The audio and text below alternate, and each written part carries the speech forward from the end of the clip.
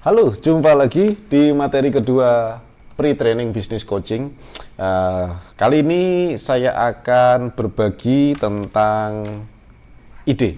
Ya, gambarannya begini: tidak ada satupun bisnis, tidak ada satupun produk, ya, yang bisa muncul begitu saja tanpa diawali dari ide yang bagus. Ya, dan makanya kadang-kadang orang menempuh jalan instan. Jalan instan itu gimana? Dia tanya sama saya, tanya sama orang lain, ya, atau tanya orang yang dianggap sebagai ahlinya, Mas, bisnis apa yang bagus? Gitu, ya. Itu adalah pertanyaan yang tidak mungkin ada jawabannya. Jadi kalau hari ini Anda berpikir bisnis apa yang bagus, kemudian Anda tanya sama orang lain, tidak satupun ada orang yang tahu jawabannya. Ya, tidak akan ada, kecuali Anda. Nah, sekarang saya akan berikan pada Anda bagaimana caranya kita bisa mengetahui jawabannya. Ide apa yang benar-benar bagus untuk Anda, ide apa yang benar-benar cocok untuk Anda nanti untuk dijadikan sebuah produk. Nah, kali ini saya akan melatih Anda untuk membuat sebuah ide yang bagus, menemukan ide yang bagus. Ada dua tipe orang, sebelum saya lanjutkan. Ada dua tipe orang. Satu orang yang tidak memiliki ide, orang yang jarang sekali memiliki ide. Biasanya orang-orang ini cenderung tidak kreatif, ya. Orang yang tidak kreatif itu bukan berarti jelek, tidak. Orang yang tidak kreatif itu biasanya kalau bekerja, dia bekerja di sesuatu yang runtut. Dia bisa jadi karyawan teladan. Karena orang-orang kreatif ini nggak bisa jadi karyawan teladan. Kayak saya ini nggak mungkin saya bisa jadi karyawan teladan. Nggak mungkin. Karyawan teladan itu karyawan yang ikut alurnya, ya, ikut peraturan, SOP-nya, dia bisa mengikuti peraturan. Ini adalah karyawan-karyawan teladan. Nah, kebanyakan karyawan teladan ini tidak bisa menjadi pengusaha. Why? Karena tidak pernah digenjot, ya, tidak pernah digembleng menjadi orang-orang kreatif, gitu. Nah, ada juga orang yang kreatif tapi nggak sukses juga. Kenapa? Karena terlalu kreatif, idenya terlalu banyak sehingga dia tidak bisa merealisasikan satupun dari idenya. Ini terlalu kreatif. Jadi tidak kreatif juga tidak bisa kita berhasil. Terlalu kreatif juga kita tidak bisa berhasil juga. Nah, kita harus di tengahnya. Ya. Saya akan bocorkan pada Anda. Ya, ini sudah saya gambarkan gamblang sekali menurut saya. Jadi apa yang harus kita lakukan adalah menemukan satu ide. Ide yang terbaik, bukan ide terbaik di dunia. Bukan ide yang terbaik di negeri kita, tidak. Tetapi ide yang terbaik untuk Anda. Ini penting sekali. Ya. Mungkin bagi orang bisnis bakso itu bagus, ya, bagi pengusaha bakso yang sudah sukses. Tapi tidak bagi seorang ahli, gitu. Karena kalau saya bisnis bakso pun belum tentu akan saya sukses. Karena mungkin itu bukan ide yang bagus buat saya. Nah, ternyata ide yang bagus buat saya adalah penghemat BBM. Belum tentu penghemat BBM itu ide yang bagus untuk Anda. Gitu. Nah, sekarang apa kriterianya ide bagus, Mas? Gitu, ya. Oke, sekarang saya akan spesifikin. Ya, kita akan spesifikan. Ide bagus itu bukan ide yang nggak mudah. Ide yang bagus itu nggak mudah. Tetapi bagaimana kalau kita ubah menjadi, yuk kita temukan satu ide terbaik dari 20 ide. Satu ide terbaik dari 20 ide. Oke, berarti yang harus kita lakukan apa?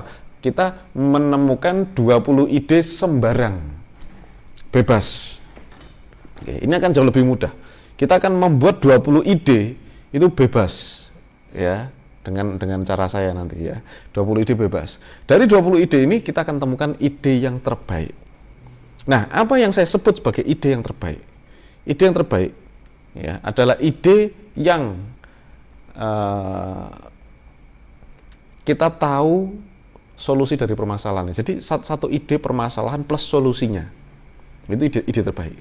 Jadi kalau Anda tahu ide cuma masalah saja, ya, belum tentu baik. Kalau Anda tahu ide produk banyak sekali, belum tentu baik karena Anda nggak tahu masalahnya. Anda nggak tahu masalahnya, Anda nggak tahu marketnya. Gitu. Jadi ide yang terbaik adalah satu, ya, ciri-cirinya ada dua, ya. Yang pertama adalah ide yang ini ada masalah, ini ada solusi, Anda punya solusinya, gitu, ya. Nah, nanti saya ajarkan di mana cara cari solusinya, gitu, ya. Nah, pertama kita akan gali masalahnya dulu. Kemudian, ya, yang kedua, ide yang terbaik tadi satu, ada ide, ini ada masalah, ada solusi. Kemudian ide yang terbaik adalah ide yang Anda bisa melakukannya, gitu loh. Satu ide solusi yang Anda bisa melakukannya. Jadi kalau ada masalah, ada solusi, dan solusinya bisa Anda lakukan, maka itu adalah ide yang terbaik. Ya. Bagi Anda, bagi orang lain, bagi teman Anda, belum tentu. Bagi orang lain yang sama-sama ada di grup pun belum tentu itu ide yang terbaik buat dia. Mungkin untuk Anda. Jadi kali ini saya akan memberikan bagaimana sih langkahnya kita bisa memiliki ide itu ide bagus ya. Satu, kita akan membuat ya, jadi langkah pertama kita akan menemukan 20 ide masalah dulu. Nah, dari 20 ide masalah ini minimal ya 20 ide ya. Anda kalau kenapa kok 20 ide? Karena gini ya. Satu ide terbaik dari 20, 1:20 ya, itu bagus. Kalau 1:10 ini tidak lebih baik daripada 1:20 ya.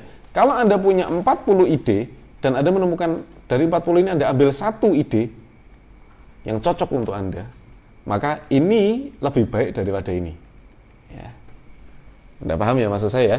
Jadi sebetulnya 20 ini adalah angka minimal ya. Minimal kita punya 20 ide ya.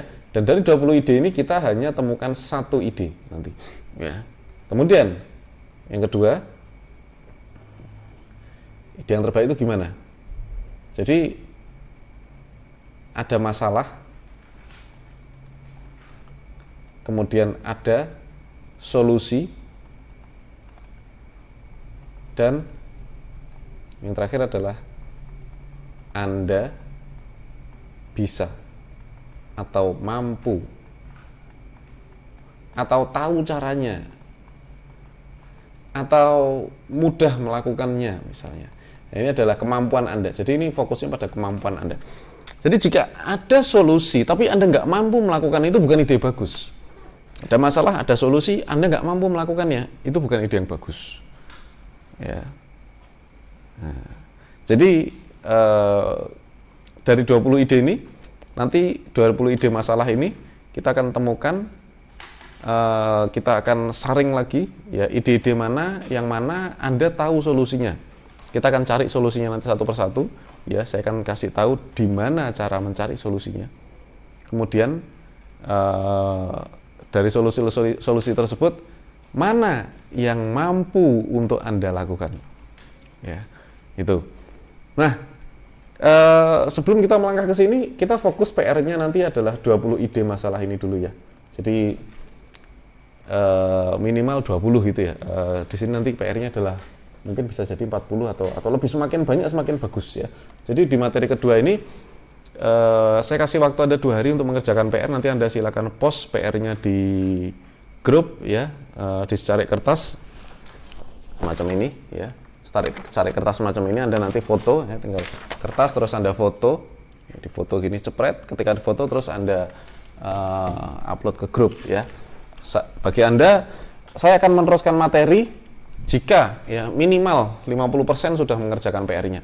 Kalau belum 50%, maka saya tidak akan melanjutkan materinya ya. Jadi tergantung ini grup isinya berapa, isinya 150 ya, berarti minimal 75 orang sudah melaksanakan PR-nya. Saya tidak akan melanjutkan kalau PR-nya belum dilaksanakan ya. Jadi please semua praktek ya, toh prakteknya tidak sulit gitu ya, prakteknya mudah. Saya kasih waktu Anda 2 hari sejak Anda nonton video ini. Oke. Nah, bagaimana cara kita menemukan masalah ya? Nanti Anda ambil selembar kertas, kemudian Anda bagi 2 seperti ini ya. Anda coret 2 seperti ini, nggak perlu rapi-rapi juga nggak apa-apa, karena ini namanya explore ide itu nggak perlu rapi ya. Bolpennya nggak perlu berwarna juga nggak apa-apa ya.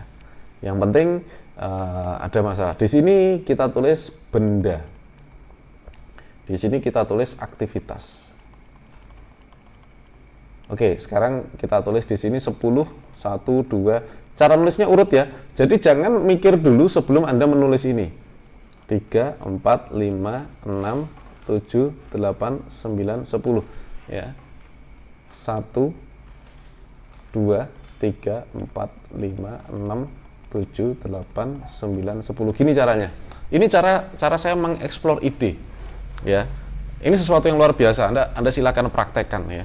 Jadi caranya gimana? Silakan Anda tulis ya nanti 10 benda 10 benda dan 10 aktivitas yang Anda ketahui. Nggak usah mikir produk, nggak usah mikir untung, nggak usah mikir apapun. Coba Anda pikir, Anda lihat, apa yang Anda lihat, Anda tulis. Aktivitas juga gitu, apa yang bisa Anda ingat, aktivitas apa yang bisa Anda ingat. Misalnya, aktivitas itu nggak boleh sama dengan saya ya. Ini aktivitas adalah membaca, oke. Menulis, ya saya kasih contoh 3. Kemudian ini ada aktivitas lari, oke. Di sini ada benda, benda itu apa? Yang Anda lihat misalnya, ya. Komputer. Di sini adalah mobil, ya. Yang ketiga adalah benda yang lain, misalnya apa ya? HP. Oke, nanti Anda tulis selain ini ya. Saya minta 10 benda dan 10 aktivitas. Ya, cukup ini aja. Ya, PR-nya simpel sekali, menulis 10 benda dan 10 aktivitas. Itu yang pertama. Yang pertama adalah nulis 10 benda dan 10 aktivitas. Ini gampang banget ini. Ya, saking gampangnya nggak dilakukan. Ya, tapi ingat, di setiap pelatihan saya harus praktek. Nggak boleh Anda nggak praktek. Harus praktek. Nah, kemudian setelah Anda menulis 10 ini ya, nanti dianalisa satu-satu. Ya. Jadi, tulis seperti ini, kemudian Anda tarik garis gini. Apa sih masalah yang biasa Anda temui di komputer? Misalnya, masalah komputer itu sering lemot. Masalah di komputer itu sering hang. Atau printer macet. Nah, Anda tulis sebanyak mungkin masalah-masalah semacam ini di kertas yang lain, ya. Masalah komputer, lemot, hang, printer macet. Jadi Anda analisa masalah dulu. Nggak usah mikir solusi, masalah dulu, ya. Kemudian masalahnya mobil ini apa? Kotor. Apalagi boros, ya, semacam itu, ya. HP misalnya kena air. Apalagi pecah, apalagi lemot, apalagi sinyal lemah.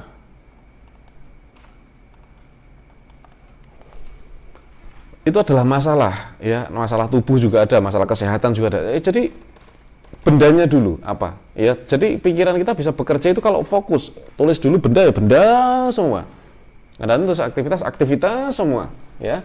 Masalah membaca. Ada nggak orang punya masalah membaca? Berisik, ya, orang nggak bisa membaca dengan konsentrasi kalau berisik. Apalagi masalah-masalah orang yang baru baca itu apa? Ya, nggak fokus atau nggak suka baca misalnya. Nggak suka baca itu karena terlalu banyak tulisan gitu ya. Oke, misalnya gitu ya. Menulis, apa sih masalah orang nulis? Ya, blank. Misalnya. Ya kalau Anda tahu kan tulis saja. Masalah orang lari apa? Ya. Capek. Ya, kaki sakit. Atau kram. Atau apa? Ya, sakit atau lecet ya. Kram atau apapun ya. Ada berapa banyak benda di sekitar kita? Ada pakaian, ada sepeda motor, ada juga misalnya kamera, ada juga apapun benda, ya tulis aja 10, aktivitas juga tulis aja 10, kemudian Anda tulis apa sih problem dari benda tersebut ya ketika digunakan. Dan apa problem yang muncul dari aktivitas tersebut. Ya. Nanti silakan Anda post, kalau ada yang salah saya akan langsung koreksi. Jadi inilah istimewanya bisnis coaching. Setiap aktivitas, setiap PR Anda, itu saya akan coba untuk koreksi. Itu yang paling penting. Jadi Kalau materi mungkin semua orang tahu ya, ini bagaimana itu bisnis modal kecil. Mungkin Anda pernah nonton di YouTube saya. Tetapi apa yang membedakan antara bisnis coaching dengan Anda belajar dari materi saja? Kalau Anda belajar dari materi, sekedar knowledge saja. Tetapi saya tidak pernah melatih Anda. Tapi kali ini izinkan saya melatih Anda. Ya, Anda temukan masalah, temukan kesulitan ini supaya saya bisa melanjutkan materi yang berikutnya. Yang tentunya akan lebih dahsyat, akan membawa Anda ke dalam sebuah kondisi yang mana Anda jauh lebih paham lagi gitu. Saya sedang mendidik orang menjadi saya. Gitu. Karena ini yang saya lakukan setiap kali saya bingung saya mau mulai bisnis apa, yang saya lakukan adalah saya coba lihat lagi benda atau aktivitas, sebuah aktivitas, dan saya akan temukan masalahnya. Ya, untuk menemukan sekali lagi ide yang terbaik. Dari 10 benda dan 10 aktivitas, saya yakin sekali Anda bisa menemukan lebih dari 40 masalah. Ketika Anda menemukan 40 masalah, ya saya akan ajarkan nanti bagaimana cara filternya yang baik. Tapi PR-nya, buatlah kertas semacam ini. Jelek nggak apa-apa, oret-oretan nggak apa-apa, salah juga nggak apa-apa. Justru saya akan melihat mana yang salah. Ya, bagi Anda sudah mencoba terus salah, saya akan coba untuk memberikan koreksinya, sehingga semua yang ada di grup bisa belajar. Oke, jadi please praktek, karena praktek yang sepele ini akan membawa perubahan hidup Anda. Demikian, saya tunggu Anda kumpulkan PR-nya di grup dan saya akan bantu Anda untuk koreksi. Sepele jangan dianggap sepele, karena dari hal sepele ini yang membuat saya mendapatkan uang miliaran rupiah. Ingat baik-baik ya. Jadi please praktek. Demikian, wassalamualaikum warahmatullahi wabarakatuh.